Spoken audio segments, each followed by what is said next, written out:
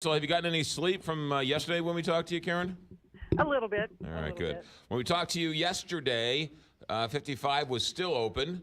You closed it later in the day, but we had rain all day, and now it's open again? Yes, it is. What's going on?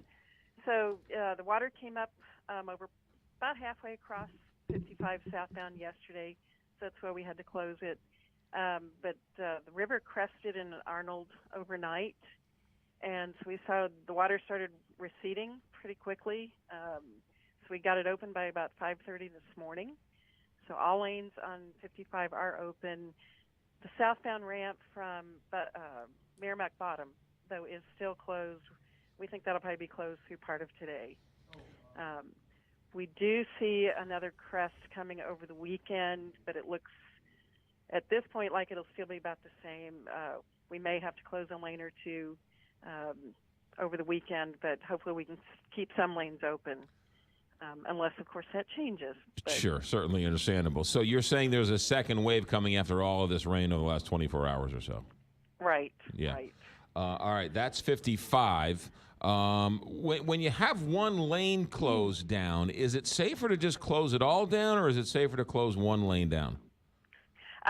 We've got 5 lanes on I-55 at that area, and so if it's over just one lane, that doesn't cause us a problem. It's when it starts getting towards the middle of all the lanes, the middle of the highway, then we start getting concerned. So one lane won't cause us any concerns. Gotcha. All right, so that's good news on 55. Anywhere else you see it receding and roads opening up? Well, on I-44 in the Fenton area, the water is dropping.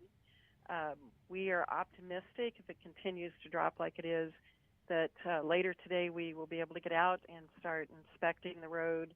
We have to inspect some bridges to make sure there's not any damage. And then we're going to have some cleanup to do. So we've got a lot to do before we can open that up. But we're optimistic that by later today we can at least start the inspection and cleanup. And we will get that open as soon as we can. But it remains closed. Yesterday it was very congested, people trying to get into the Fenton area. We're really asking people to avoid that if they do not need to be there. Karen, excuse me. Yes. Water can do so much damage. How concerned are you about the conditions of the roads, the highways, once the water recedes? We are concerned. I'm not going to say we're overly concerned, but we are concerned, particularly based on some of what we saw down in the Rolla, Lebanon area, where water, ripped up a lot of the asphalt, the top layer of asphalt on I-44 in that area. And then we do have, several bridges that cross creeks and or the river in this area, and we just want to make sure that nothing happened to those.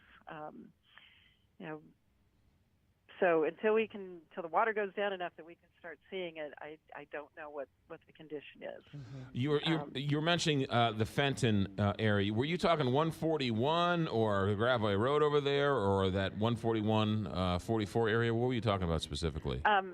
Mainly 141 at 44, but Route 21 and Route 30 both are still closed. 21, I know last night was going down.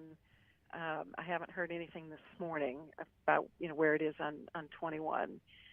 The last time, a year and a half ago, 21 opened shortly after I-44 did, and Route 30 was later in the day. So I would expect 30 might be later than any of the others. Now, Route 141 under 44, we think that will be closed until early next week. The secondary crest coming over the weekend, has prolonged when we would see water coming off of 141.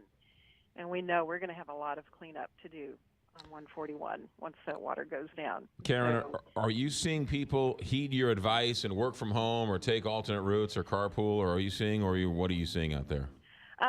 Yes and no. Rockwood Schools has closed again today, as well as schools down in the Arnold area. So that did help. But yesterday we were seeing 2 to 2.5 hour travel times on Route 100 between Gray Summit and 270. But that's all the interstate traffic too. So I think people are that live in this area are trying to heed our advice. But we saw a lot of people going into the Fenton area yesterday on 44, and it was very congested all day. So I'm not sure where they were trying to go. We know there are people, that obviously that live and work in that area. There's a lot of businesses along 44.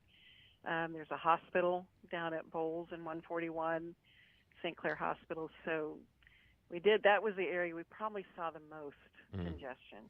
That 100 from 44 up to Wildwood, it's a pretty drive. I can't imagine, though, it's more of a scenic route than it is a major thoroughfare as a working artery. So that must have been a nightmare yesterday. Right. Yeah, like I said, we saw 2 to 2.5 hour times, and it should take somebody 40 minutes to get all the way from 44 out to 270. Yeah, that's a tough one. All right. Karen Yeomans, thanks for the update. Try and get some sleep, and we'll talk to you as we need be. Thanks. All right. Thank you. Karen Yeomans, MoDOT area engineer, following all of this as it goes on. In terms of rainfall, listen to this, Kelly Jackson. Normal rainfall between March and May is 7.5 inches. From March to May in 2017, 16.5 inches. So we've gotten more than double the average rainfall since I'm sure March. this is probably record. I'm not sure, from years past, but it's So, I mean, that's pretty unbelievable when you're thinking about it. We've gotten 16 inches since March, 16.47 inches total rainfall. So, for those idiots like me who are saying it didn't seem like that much rain, well, it's more than double what it is normally. So, McGraw, shut up. You don't know what you're talking about. 627.